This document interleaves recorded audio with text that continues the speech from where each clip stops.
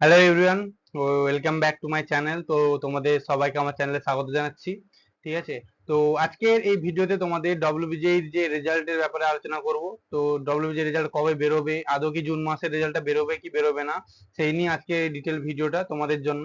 ঠিক আছে, তো ভিডিওটাকে শেষ পর্যন্ত দেখো, ছোট্ট একটা ভিডিও হবে, কারণ ছোট্ট একটা জিনিস তোমাদের বোঝানো আছে কিভাবে রেজাল্টটা বেরোবে, পাবলিশ হওয়ার আছে।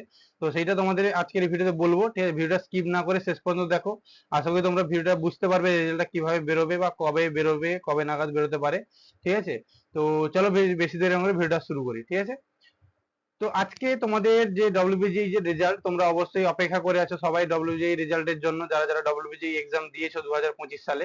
তোমাদের এক্সামটা হয়েছিল গত 27 এপ্রিল 2025। ঠিক আছে, তো এখান থেকে প্রায় 1 মাস 10-12 দিন হতে চললো, তোমাদের ডব্লিউবিজি রেজাল্ট এখনো পাবলিশ হয়নি।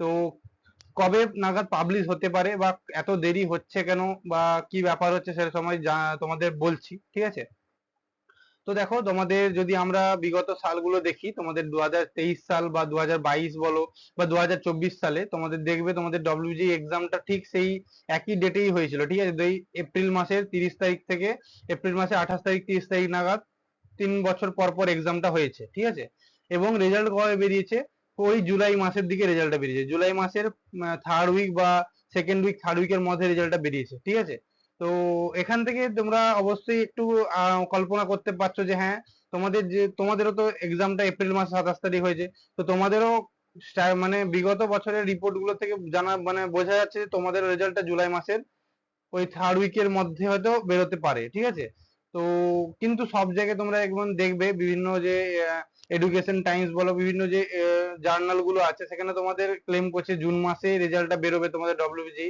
তো ওটা তো ডব্লিউবিজির ভাবনা চিন্তা কেমন, ওটা ডব্লিউবিজি বোর্ডরাই বলতে পারবে। ঠিক আছে, অফিসিয়াল আপডেট কোনো কিছু নেই।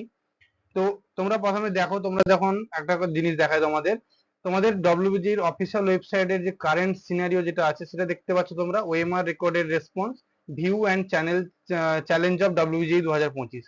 এটার মানে হচ্ছে কি, তোমাদের একটা আনসার কি দিয়ে দেওয়া হয়েছিল, মডেল আনসার কি, সেখান থেকে তোমরা যারা যারা হয়তো এই কোশ্চেনটাকে মানে হয়তো অনেক কিছু কোশ্চেন হয় না যারা যেগুলো মানে কি বলবো, যে কোশ্চেন গুলো ভুল থাকে, মানে হয়তো প্রিন্টিং মিস্টেক বলো বা কোনো কিছু কোশ্চেন ভুল থাকে। ঠিক আছে, তো সেক্ষেত্রে কি হয়, যারা চ্যালেঞ্জ করে এই কোশ্চেনটাকে, যারা হয়তো কোশ্চেনটা জানে যে ঠিক ঠিক যে জিনিসটা জানে, তো তার জন্য কি করে কোশ্চেনটাকে চ্যালেঞ্জ করে ডব্লিউবিজি বোর্ডকে।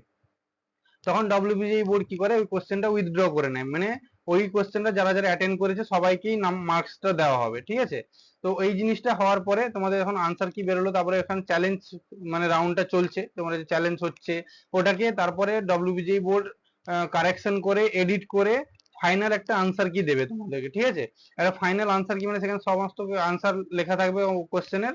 তো তোমরা সেই ফাইনাল আনসার কিটা পাবে। ওইটা পাওয়ার পর প্রায় 5 থেকে 7 দিনের মধ্যে তোমরা ডব্লিউবিজি রেজাল্টটা পাবলিশ হয়। এটা প্রতি বছরই এরকমই একটা সিচুয়েশন আমরা দেখতে পাই যে ওএমআর রেকর্ডের রেসপন্সের পর ফাইনাল আনসার কি পাবলিশ হয়, তারপরে তোমাদের ডব্লিউবিজির একটা মানে রেজাল্ট পাবলিকেশন একটা নোটিশ পাবলিশ হয় যে হ্যাঁ, এত তারিখে এতটা টাইমের মধ্যে একটা রেজাল্টটা পাবলিশ হবে, তারপরে তোমাদের রেজাল্টটা পাবলিশ হয়। ঠিক আছে, তো এইরকম একটা প্রসিডিওর থাকে রেজাল্ট পাবলিকেশনের। তো বর্তমানে তোমাদের ওএমআর রেকর্ডের রেসপন্স যেটা চলছে, এটা হয়তো আশা করি তোমাদের জুন মাসের লাস্ট উইকের মধ্যে এটা কমপ্লিট হয়ে যাবে তোমাদের।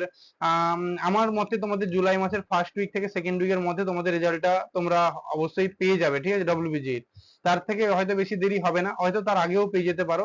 কনফার্ম ধরো ডেটটা তো বলতে পারবো না আমি, কারণ ডব্লিউবিজি বোর্ডরাই ওনাদের ডিসিশন অনুযায়ী ওনারা কাজ করবেন। তো আমার মানে আশা করা যাচ্ছে যে জুলাই মাসের ফার্স্ট থেকে সেকেন্ড উইকের মধ্যে তোমরা রেজাল্টটা পেয়ে যাবে।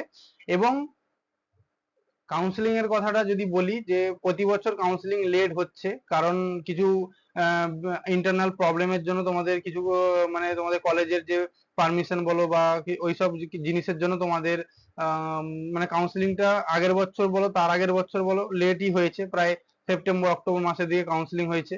ঠিক আছে, তো এবারে বলা যাচ্ছে না, হয়তো আগেও হতে পারে, ঠিক আছে, আবার দেরি করেও হতে পারে। তো কাউন্সিলিং এর ব্যাপারটা পরে, তোমাদের রেজাল্টটা বুঝে নিও। রেজাল্টটা এরকম ভাবে রেজাল্টটা পাবলিশ হয়, রেজাল্টটা বেরোনোর পরে কাউন্সিলিং এর ব্যাপারটা, কাউন্সিলিং এ কেমন কি আপডেট আসতে চলেছে ওটা তোমাদের পরে আলোচনা করে দেবো।